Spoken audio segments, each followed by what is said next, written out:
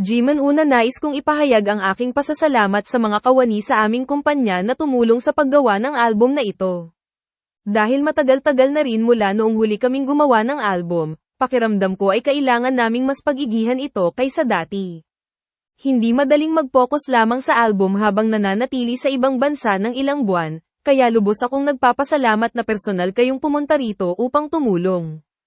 Dahil sa oras at pagsisikap na ibinuhos ninyong lahat sa produksyon, sa palagay ko ay nakalikha kami ng isang album na ikinalulugod ng lahat ng miyembro. Pahahalagahan ko ng husto ang mga panahong ito at ang mga resulta. Salamat palagi, mga miyembro, salamat palagi sa lahat. Sa tingin ko, ang pakikilahok sa album na ito ay isang mahalagang pagkakataon para sa akin upang umunlad bilang isang individual at bilang isang miyembro.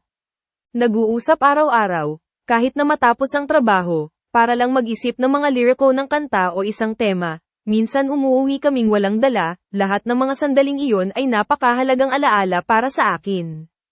Talaga, gustong-gusto ko itong album na lumabas ng ganoon, at sa palagay ko ay walang dadang magiging isang album ito na hudyat ng magandang simula para sa aming bagong simula.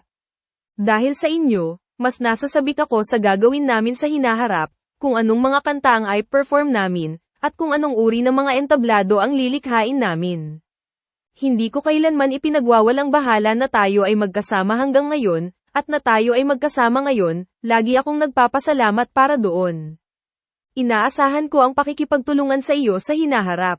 Salamat, mga ARMY, lahat alam kong walang salita ang sapat na makapagpapahayag ng aking pasasalamat. Una sa lahat, salamat sa paghihintay. Hindi naman ito naging maikli.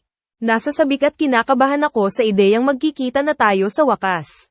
Sa tingin ko ay napakaraming naisip ko habang ginagawa at inihahanda ko ang album na ito. Higit sa lahat, sinikap naming makuha ang paraan ng aming unti-unting pagtanda at paghinog. Dahil dyan, nagkaroon ng panahon para pag-usapan ng iba't ibang bagay kasama ang mga miyembro, kaya sa totoo lang ito ay naging isang panahon kung saan ako ay maraming iniisip mag-isa.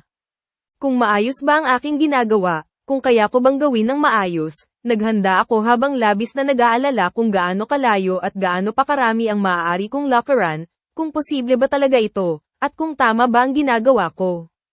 Maaaring maisip mo kung ano ang ibig sabihin noon, pero sa tingin ko hindi iyon madali dahil ayaw mawala ng mga pag-aalalang iyon sa isip ko. Pero, gaya ng nangyayari sa lahat, walang tamang sagot. Sa tingin ko kung gagawin ko lang ang lahat ng aking makakaya para maipakita sa inyo ang lahat ng magagandang kanta at magagandang pagtatanghal, tulad ng ginagawa ko, lalago ako at magiging disente.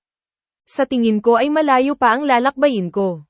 Bantayan mo sana ako hanggang sa panahong iyon. Gagantihan kita. Taos puso kaming nagpapasalamat at nagmamahal sa inyong lahat na ARMY na laging nagmamahal sa aming musika at sumusuporta sa amin. Mangyaring tamasahin ang album na ito.